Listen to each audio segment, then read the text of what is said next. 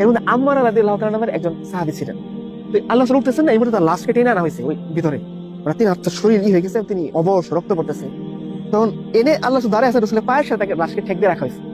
তো রাসূল সাল্লাল্লাহু আলাইহি ওয়াসাল্লাম বলছেন, কি ব্যাপার, তুমি এরকম অবস্থায় কেন? বলছি, ইয়া রাসূলুল্লাহ, আমি যুদ্ধে আসার আগে দোয়া করছিলাম যাতে আল্লাহ তাআলা আমার মৃত্যুটা আপনার পায়ের কাছে, আমার জীবনের শেষ আপনার পায়ের।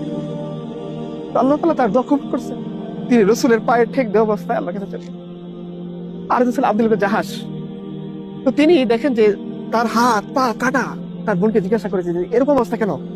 তখন তার সঙ্গে বলতে, শোনো, আমি তার সাথে ওই লাইনে দাঁড়াইছিলাম, যখন রাসূলুল্লাহ সাল্লাল্লাহু আলাইহি ওয়াসাল্লাম এই বাহিনীকে দাঁড় করালেন, আব্দুল ইবনে জাহাশ দেখে আল্লাহর কাছে হাত তুলে দোয়া করতেছে। আমরা কি বলতে, আল্লাহ একটু বাসায় নিয়ে যাও, বউ পোলাপান আছে, ব্যবসা বাণিজ্য রেখে আসছি, বউ পোলাপান আছে, দেখবো। উনি আল্লাহর কাছে হাত তুলেছে, আল্লাহ আমি দুশমনের সাথে শক্তিশালী দুশমনের মোকাবিলা করতে চাই। বলছে, কেন শক্তিশালী দুশমনের মোকাবিলা করতে চাও? আল্লাহ, সে আমাকে হত্যা করবে, আমি তাকে হত্যা করবো, এরকম মোমেন্টে চলে যাবে, আর সে আমার উপর বিজয়ী হবে, আমাকে কতল করে দিবে। কেন? বলছে, আল্লাহ এই পর্যন্তই শেষ না, সে যাতে আমাকে পরাজিত করার পরে আমার হাত কাটে, পা কাটে, কান কাটে। বলছে, কেন?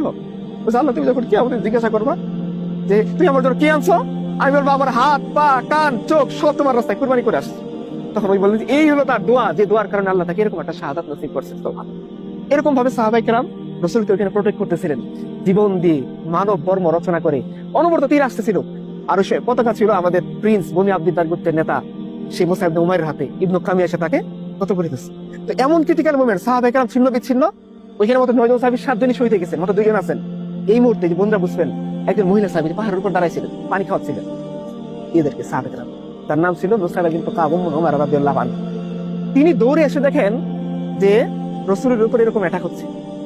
একজন সাহাবী পালায় যাচ্ছিলেন, উনি তার কাছে তলোয়ারটা নিয়ে আল্লাহ রাসূলের সামনে দাঁড়াইছেন। রাসূলুল্লাহ সাল্লাল্লাহু আলাইহি ওয়াসাল্লাম বলতেছেন যে আমি যখন ডান দিকে তাকাই দেখি উম্মে উমর আমাকে নিরাপত্তা দেয়, আমি যখন বাম দিকে তাকাই দেখি উম্মে উমর আমাকে নিরাপত্তা দেয়, আমি সামনে তাকাই দেখি উম্মে উমর আমাকে নিরাপত্তা দেয়, আমি পিছনে তাকাই দেখি উম্মে উমর আমাকে নিরাপত্তা দেয়। এই মুহূর্তে উম্মে উমর দেখেন তার ছেলের হাতে কেটে ফেলছে দুশমনরা। আমাদের মায়ের হলে কি করতো, আল্লাহ আমার সন্তান মেরে ফেলছে, আল্লাহ।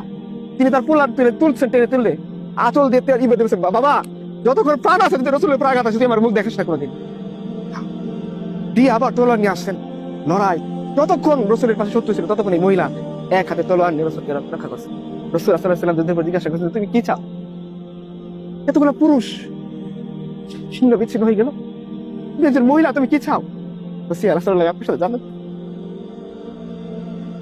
জান্নাত এই বলছে। রাসূলুল্লাহ সাল্লাল্লাহু আলাইহি ওয়াসাল্লাম তার এই কুরবানিতে খুব খুশি হয়েছে।